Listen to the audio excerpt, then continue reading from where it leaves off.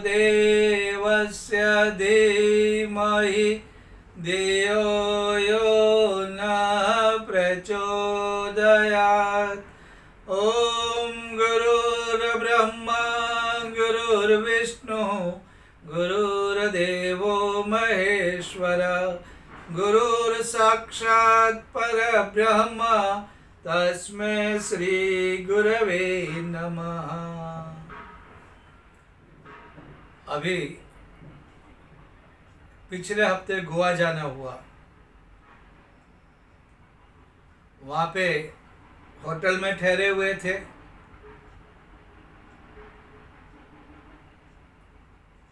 गोवा मतलब आनंद, समंदर के किनारे लोग आते हैं, अपना सुख दुख भूल के मज़ा करते हैं, क्योंकि वहाँ पे समुद्र किनारे बहुत ज़्यादा है। हम जिस होटल में ठहरे थे उसके पीछे समुंदर था, बहुत लंबा किनारा।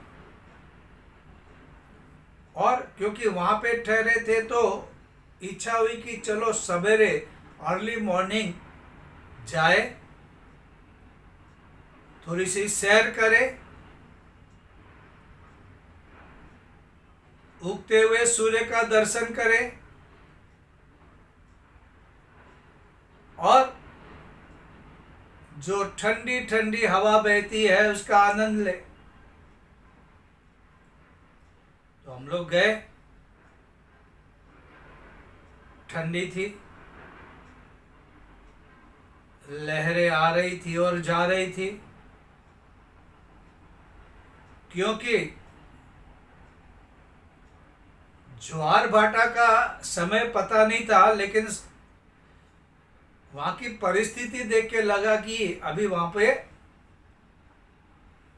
ज्वार आने के बाद इतने सारे जो समुद्री जीव होते हैं वे बाहर पड़े थे, कुछ अंदर जा रहे थे। स्टार फिश जो होती है वहाँ पे बहुत थी।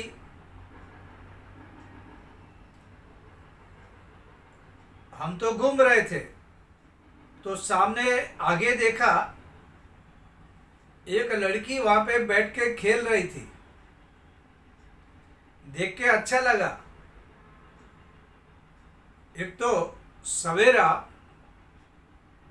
हवा बह रही थी और ये भोली भाली लड़की समंदर किनारे बैठ के खेल रही थी। हमको जिज्ञासा हुई। हम लोग उस लड़की के पास गए। बोलता, बेटा क्या कर रही है तू अकेली? तो वो बोली नहीं, लेकिन वो क्या कर रही थी, वहाँ पे जो स्टार फिश होती है, अगर आपने देखा होगा स्टार फिश, तो स्टार जैसी होती है। वो क्या होता है, सब पानी बाहर आता है, लहरें बाहर आती है ना, और जब भर्ती होती है तो ये सब बाहर आ जाती है। फिर धीरे धीरे पानी अंदर जाता है, तो कुछ तो पानी के साथ बह के अंदर जाती है, कुछ रह जाती है। और उसको, क्योंकि वो मरती नहीं, उसके ऊपर जब गीलापन रहता है ना पानी का, तब तक वो जिंदा रहती है। तब तक अगर वो पानी में गिर गई तो फिर वो बच जाती है।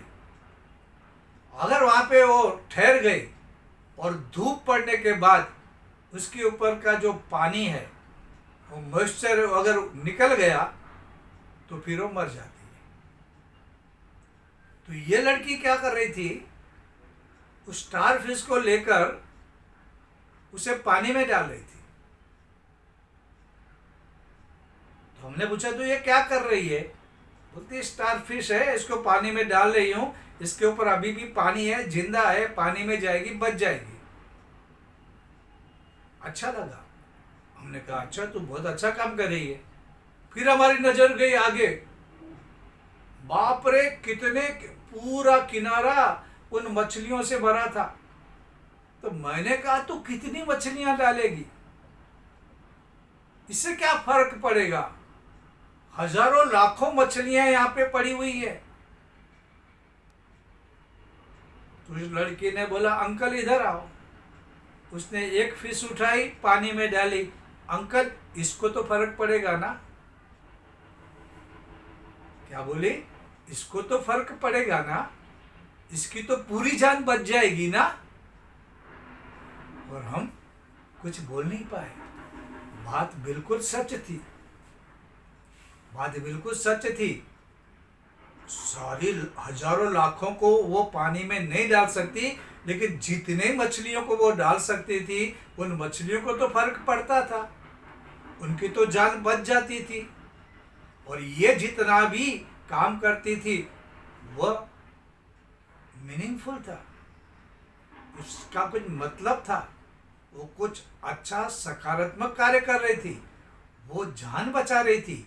वो छोटी सी गुड़िया थी, लेकिन उसकी भावना देखा। परोपकाराय इदं शरीरम, परोपकार का स्वभाव बचपन से ही। और इसलिए हमारे हमारे वेद उपनिषद कहते हैं सर्वे भवन्तु सुखिनः, सबको सुखी करना है। और इसके लिए ऐसे लोग भी इस दुनिया में हैं जो दूसरों का भला करने के लिए जीते हैं, दूसरों को हंसाने के लिए कुछ कार्य करते हैं। उनका कोई स्वार्थ नहीं। उस गुड़िया का क्या स्वार्थ था? वो खेल सकती थी, ठंडी हवा में घर में बैठ के कुछ भी गर्मा गर्म नाश्ता खा सकती थी, चाय पानी पी सकती थी। नहीं, लेकिन वो कितना समय वहाँ बैठ बैठ के उन मछलियों को पानी में डाल रही थी। स्टार फिश आप कभी देखना, कभी अनुभव करना। हमारे यहाँ बहुत लोग तो घर पे लेके आते हैं, वो मर गई बाद में उसका घर पे डिजाइन भी करते हैं, बच्चे खेलते भी हैं। तो ये जो वृत्ति है, हम जो भी हो, हम दूसरों को सुख दे, दूसरों की भलाई करे, ये परोपकार की। जैसे पेड़ फल बनाते हैं, फूल बनाते हैं, अपने लिए बनाते हैं क्या? दूसरों के लिए। नदी बहती है दूसरों के लिए। सूर्य निकलता है, सूरज ले तू जलते रहना, जलते रहता है लेकिन चलते रहता है। किसके लिए? दूसरों के लिए। ये चांद सितारे भी और ये फूल भी, हजारों हजारों रंग के फूल, तितलियां, ये सब अपने लिए कुछ नहीं करते, दूसरों के लिए करते हैं। ये प्रकृति का स्वभाव है, ये प्रकृति का स्वभाव है। और प्रकृति भगवान का खेत है। यहाँ पे आप भी अगर दूसरों का भला करते हो तो आपका भला होगा, आपका कल्याण होगा। इसलिए हमारे ऋषियों ने, हमारे संतों ने हमको ये कहा है कि भाई दूसरों की भलाई के लिए करो और दूसरे का बुरा कभी मत करो। क्योंकि जब हम दूसरों का बुरा करते हैं तो अपना बुरा उसी समय होता है। करने की बात छोड़ो, जब आप दूसरों के बुरा करने के बारे में सोचते भी हो तो वो बीज आपके अंतःकरण में चला जाता है, पेड़ बन के बाहर आएगा। आपने दूसरों को दुख देने का सोचा भी, और अगर आप किसी को दुख देते हैं तो दूसरों का तो पता नहीं, अपना खुद का नुकसान करते हो। जब आप ईर्ष्या करते हो तो परम पूज्य गुरुदेव कहते हैं कि दूसरों को तो आप क्या देते हो, लेकिन वो लकड़ी आपको पहले जला देती है। जब आदमी ईर्ष्या करता है तो दुखी होता है, नींद खराब करता है, ब्लड प्रेशर हाई करता है, डायबिटीज बढ़ाता है, कितनी बीमारी आ जाती है बाद में। नुकसान तो पहला आपने हो रहा है। अपना हाथ तो जला पहले, अपनी झोपड़ी जली, दूसरे का झोपड़ा जले या ना जले, किसी का बुरा नहीं। और जब हम किसी को दुख देते हैं तो क्या होता है, उसके अंदर से जो बद्दुआ निकलती है ना, एक बात याद रखना, कोई भी आदमी बद्दुआ देता नहीं है, ये अपने आप निकल जाती है। और जब अपने आप निकलती है तो फिर वो छोड़ेगी नहीं, उसको कोई नहीं बचा पाएगा। आपका पैसा, धन, रुआ, पहचान कुछ भी नहीं काम आएगा। अमेरिका का प्रेसिडेंट भी आपका दोस्त है, वो कुछ नहीं कर पाएगा। गए, आप गए, बदुआ निकली, आपने किसी को परेशान किया, चाहे श्रीमत ने गरीब को किया, सत्ता वाला ने कमजोर को किया, सास बहू ने एक दूसरे को परेशान किया, जो भी है बद्दुआ निकल जाती है ऑटोमेटिक। और दुआएं भी, आशीर्वाद भी, ब्लेसिंग भी अपने आप निकलते हैं। देखो, ये जो कहने वाले आशीर्वाद होते हैं ना, आजकल कहते हैं आशीर्वाद ऐसा, उससे कुछ होता नहीं होता मालूम नहीं, लेकिन जो दिल से आशीर्वाद निकलते हैं, दिल से दुआ निकलती है, वो है ना, बहुत काम करते हैं। इसलिए कभी भी घर में, जो जैसे हम लोगों ने कहा ना कि परम पूज्य गुरुदेव ने कहा कि अध्यात्म में अगर आप प्रार्थना पूजा करते हो वो करो, बहुत अच्छा है, लेकिन साथ में जो दूसरा पार्ट है, भाव जीवन, दूसरों का परोपकार, माता पिता की सेवा, ये दूसरा पार्ट भी जरूरी है। ये दोनों करना है, ये भी करना है, वो भी करना है, परफेक्ट अध्यात्म।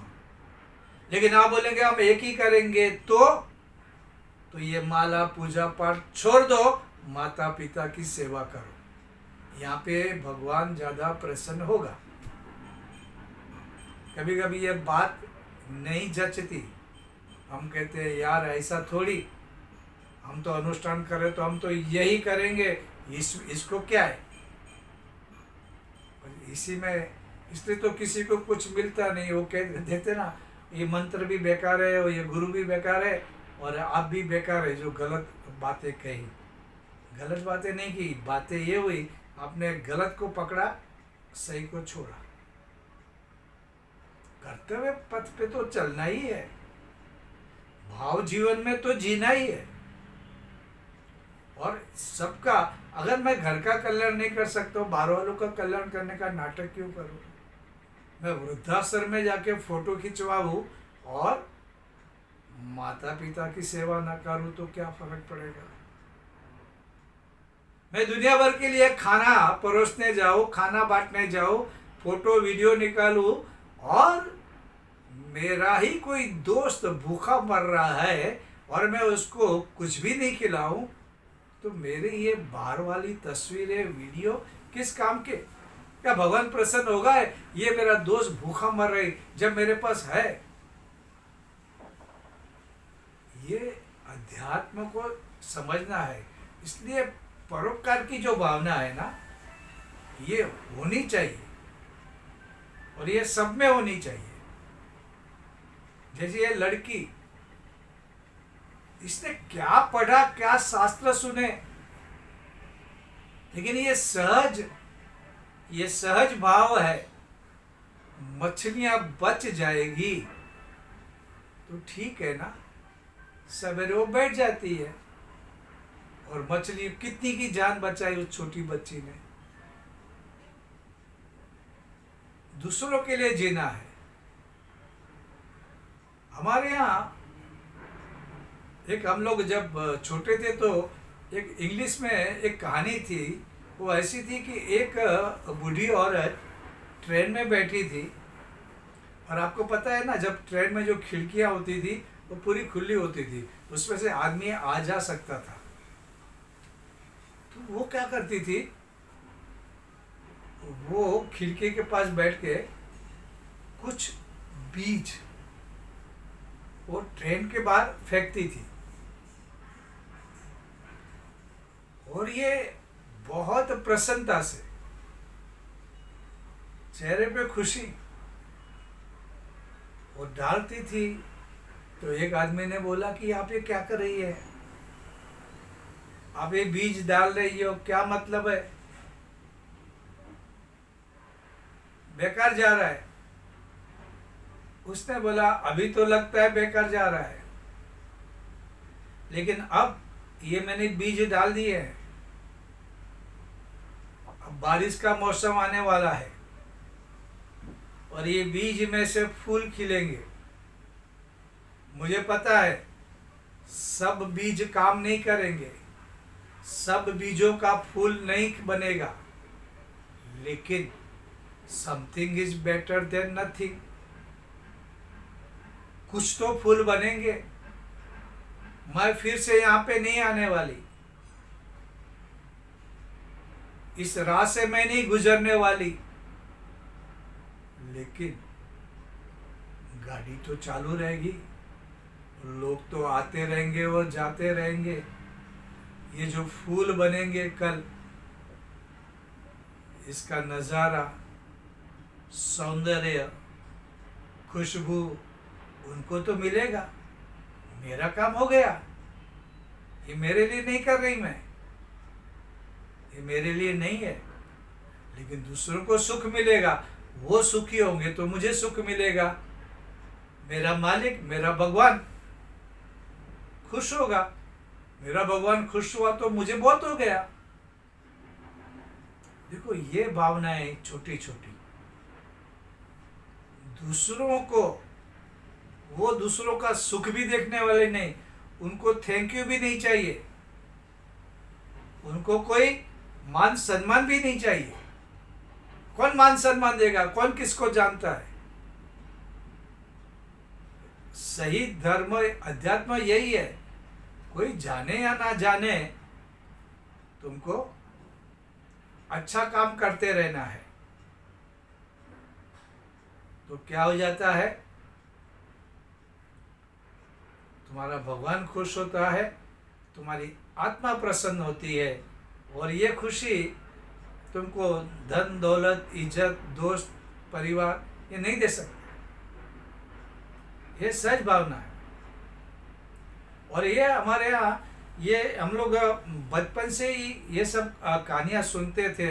हमारे यहाँ जितने भी पुराने लोग थे, क्योंकि पुराने लोगों के पास समय था बच्चों के पास बैठने का, बच्चों को कहानियाँ सुना। मैं कहता हूँ वो लोग नसीबदार है जिनके पास दादा दादी है,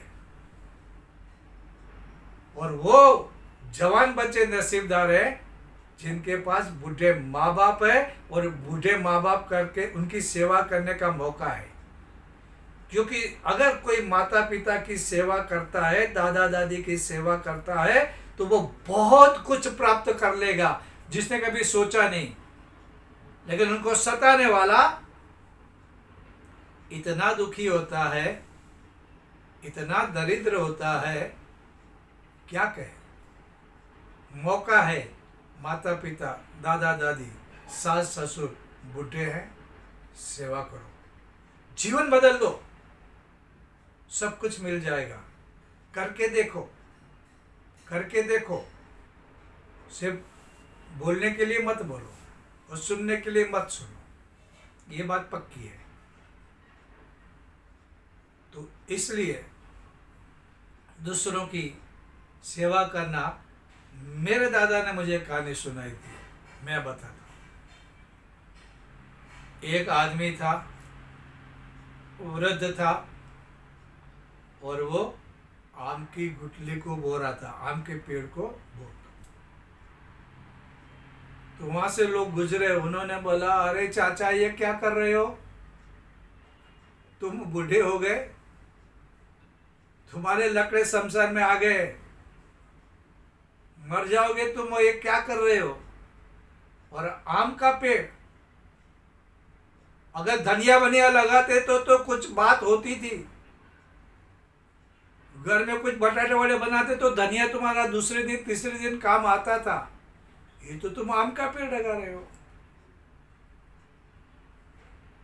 इसको तो 15-16 साल लग जाएंगे। तब तो तुम 100% इस दुनिया में नहीं रहोगे। तो बूढ़ा आदमी हंसा, बोला मुझे मालूम है मैं नहीं रहूंगा। और कौन लगा रहा है अपने लिए? मैं मेरे लिए नहीं लगा रहा हूं, क्योंकि मैं जो आम खा रहा हूं या मैंने जो आम खाए जीवन भर, वो पेड़ मैंने नहीं लगाए थे, और मेरे दादा दादी ने या तो पुराने लोगों ने लगाए थे। उसके फल में खाता रहा। अब मेरी ड्यूटी है, मेरा करते हुए कि आने वाली पीढ़ी वो आम खाए। तो मैं लगा के जाता हूं। मैं तो संसार छोड़ के चला जाऊंगा, लेकिन समय बीते इस पे मीठे फल आएंगे, आने वाली पीढ़ी खाएगी, और ये परंपरा चलती रहेगी। और रखना ही है, मेरे लिए नहीं, सबके लिए। ये सबके लिए होना चाहिए। और ये जो हमारे ये माता पिता दादा दादी हमारे पुराने लोग सिखाते थे ना, वो बहुत महत्वपूर्ण है। सिर्फ मेरे लिए मुझे नहीं सोचना है। और आजकल तो एक ही बात हो गई, मैं वही करता हूं जो मेरा मन कहता है। और आजकल तो वैसे फिलोसफी चलती है, अपना देखो, यू लव योरसेल्फ, तुम्हारे लिए भी जियो। अरे कोई किसी के लिए नहीं, न तुम्हारे लिए जियो ना और कोई कोई इसके लिए, एक दूसरे के लिए जियो, एक दूसरे के लिए जियो। ये सच्चा जीवन है। एक दूसरे के लिए जियो ना, उसमें सुख है। अपने लिए जियोगे तो भी गलत है, दूसरों के लिए जियोगे तो भी गलत है। एक दूसरे के लिए जियो। इस जीवन में जो आनंद है ना, वही हमारी परंपरा, ये हमारे ऋषियों ने हमको ये सिखाया है। कोई आके कुछ भी थियरी बोलेगा और आप मान लेते हो। भले थियरी ऐसी है ना, इधर उधर किधर मीटिंग होती है, किधर ये लोग बोलते हैं, कहीं कविताएं निकल जाती है, व्हाट्सएप पे ऐसे मैसेज आते हैं, भाग जा, मैं मेरे लिए, मैं कल पिकनिक चला जाऊंगा, मैं मेरे लिए जाऊंगा। अरे तेरे लिए नहीं, एक दूसरे के लिए, माता पिता के लिए, पत्नी के लिए जी, बच्चे के लिए जी। नहीं तो तू ऐसा जिएगा तो कल तेरा बच्चा ऐसा जिएगा तो तेरा क्या हो जाएगा। इसलिए क्या होना है, एक दूसरे के लिए जीना है। और एक दूसरे के लिए जीने से ही हमारे जीवन में खुशियां मिलती हैं। ये अध्यात्म हमारा वही सिखाता है हमको। अपने लिए मत सोचो कभी, सबके लिए। और इसलिए अच्छे अच्छे सद्गुण डालना है। अच्छा, आप दूसरों का भला इस तरह से कंस्ट्रक्टिव काम करके कर सकते हैं, और कभी कभी आपको ऐसे भी काम करने पड़ते हैं जिसको दुनिया खराब भी कहती है। देखो, जिस तरह से यहाँ पे दुर्जनता बढ़ती है, खराब काम बढ़ते हैं, तो आपको रोकने भी चाहिए। उसके लिए संघर्ष भी करना है। संग्राम जिंदगी है, लड़ना सभी को पड़ेगा, जो लड़ नहीं सकेगा वो जी नहीं सकेगा। कुछ गलत हो रहा है। देखो, गुरुदेव कहते थे कि देखो, आने वाली पीढ़ी ये तो नहीं पूछेगी ना कि बुरे लोग क्या कर रहे थे। बुरे लोग तो बुरा कर रहे थे, वो उनका धर्म है ना। बुरे लोगों का धर्म क्या है? बुराई करना, बुराई फैलाना। और वो कर रहे हैं ना, ईमानदारी से कर रहे हैं ना। दुर्जन आदमी देखो 15 दिन में कितने बढ़ जाते हैं। शराबी एक आता तो देखो 10 दिन में 10 शराबी हो जाते हैं। जुआरी देखो, टोली बन जाती है जुआरियों की। अच्छे लोगों की बनती है क्या? गायत्री मंत्र करते हो, कितने और आ रहे हैं? कितने आए? अरे कोई नहीं आ रहा है। अच्छा 2 आए, वाह, आज 1 हो गया। अरे यार, दूसरे लोगों ने उसकी टांग खींच के वो लेके गए। अच्छा, ये देखो, ये अच्छे। तो यूनिटी में कौन रहते हैं? बुरे लोग। अच्छे लोग यूनिटी में भी नहीं रह सकते है क्या? नहीं रहना चाहिए ना, नहीं रहते। और लड़ने का बात आएगा तो हम तो किसी के बीच में नहीं पड़ते, भगवान देख लेगा। अच्छा, भगवान पे छोड़ दिया, भगवान उसको देख लेगा, हम क्यों बीच में पड़े। अरे भगवान तो देखेगा, लेकिन पहले तेरा कर्तव्य तो निभा। बुरे लोग हैं ना, बुरा कर रहे हैं तो आप उनकी बुराई को रोको, दुर्जन का साम्राज्य बढ़ने मत दो। कोई गलत कर रहा है तो आप कम से कम उससे सही करवाओ, उसे कहो, जानकारी दो, समझाओ। नहीं समझ रहा तो थोड़ा संघर्ष भी करो। क्रोध को यहाँ लाना है। इस क्रोध को हमारे वेद में मन्यु कहा है। ये मन्यु है। अरे आप गायत्री उपासना करके गुस्सा करते हैं? हाँ करते हैं। अगर किसी का फर्क लाना है, किसी बुराई को तोड़ना है, किसी दुर्जन का साम्राज्य को नहीं बढ़ाने देना है, तो वहाँ पे क्रोध भी करना है। और उस क्रोध के लिए मन्यु है, और मन्यु के लिए वेद में बहुत कुछ लिखा गया है। वो जरूरी है। वो मन्यु राम को आया, रावण को मारा। शिशुपाल को 99 गाली सुनने के बाद आया, कृष्ण ने उसका सर उड़ाया। अर्जुन को भी गुस्सा आया। ये मन्यु आना चाहिए। अच्छा, ये मन्यु आप कुछ नहीं करेंगे तो आप नहीं, कुछ आपका कर्तव्य तो करना है, तो करना है। अच्छा, आप कहेंगे अरे अभी हम भी बूढ़े हो गए, वो भी बूढ़ा है, वो भी मर जाएगा, हम भी मर जाएंगे, क्या कुछ झंझट करने का कुछ सालों के लिए। अच्छा, अभी तो मरना कभी किसी का है वो तो पता नहीं, लेकिन होता क्या है मालूम है? एक दुर्जन को आप छोड़ेंगे ना, तो वो 5 दुर्जन छोड़ के जाएगा, समाज को इतना बिगाड़ के जाएगा। एक सांप को छोड़ते, हालांकि सांप को नहीं मारना चाहिए, लेकिन एक सांप छोड़ा तो 100 सांप छोड़ के जाएगा। तो एक दुर्जन कम से कम। तो मेरे एक मित्र से हम लोग बात कर रहे थे कि कुछ गलत हो रहा है तो हमें क्या करना चाहिए। तो फिर सोचा कि चलो भाई होने दो, कितना साल वो जिएगा, कितना साल हम जिएंगे, जाने दो ना। तभी मेरे मित्र ने कहा कि रमनीक भाई, एक बात है, वो दुर्जन तो ठीक है, चला भी जाएगा, लेकिन प्रॉब्लम क्या है? वो दुर्जन 5 छोड़ के जाएगा। फिर उसने अपने इधर का एग्जाम्पल दिया। बोलता हम जहाँ थे, हमारा जो कारखाना था, वहाँ पे एक बुरा आदमी था। वो हफ्ते लेता था और बहुत गंदी गंदी हरकतें करता था, औरतों की छेड़ करता था। हफ्ता तो लेता ही था, नहीं दिया तो मारता था। और बहुत उसकी नज़र भी इतनी गंदी थी ना, उसको सहन नहीं होते थे हमसे, लेकिन कोई कुछ कर भी नहीं सकता था, कोई कुछ कर भी नहीं सकता था। फिर लोगों ने बोला कि ठीक है, वो अपना कर्म का फल भुगतेगा। अब उसका कर्म का भुगतेगा वो अलग बात है। एक दिन वो मर गया, मर गया तो सब लोगों को बहुत खुशी हुई। लोगों ने तो पार्टी जैसा किया, बोला गया, अभी चैन से जिएंगे। लेकिन 2 दिन के बाद उससे जो ट्रेन हुए थे, वैसे 5 गुंडे आए और चारों तरफ फैल गए। वही हफ्ते, वही गंदी नजर, चरित्रहीन बातें, वही माहौल। क्या हुआ? उन्होंने एक दुर्जन को रहने दिया। उस एक दुर्जन ने अपने जैसे 5 दुर्जन बनाए और समाज को और गंदा करके मरा। इसलिए क्या करना है? ये सोच गलत है कि समय अपने आप इलाज करेगा। आप कर सकते हो, आपके पास कुछ तो करना ही है, शक्ति सबके पास है। अब जगाओगे तो लोग जागेंगे, अब करोगे तो कार्य होगा। अब चुपचाप रहोगे तो कुछ नहीं होगा। गलत हो रहा है, मत गलत होने दो, उसको रोको,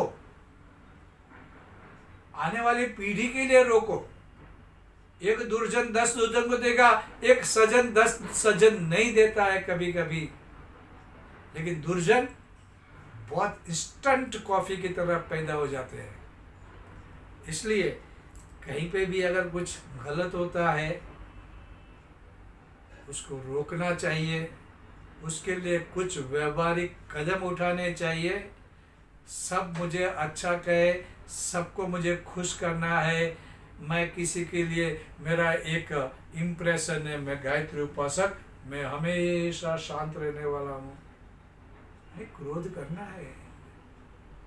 जहाँ गलत होता है वहाँ पे अपने पंख फैलाओ, ईगल बन जाओ और उसे रोको, उसको रोकना है। अमृत से संतान, सिंह से संतान, बहादुरों के। नहीं तो फिर शिवाजी, महाराणा प्रताप, राम, कृष्ण, अर्जुन, भरत, इनकी बातों का कुछ मतलब है क्या? ये सब मनने वाले थे, गलत चीजों को रोका ना। और परम पूज्य गुरुदेव ने भी क्या कम दुख सहन की, कम लड़ाई की। गायत्री को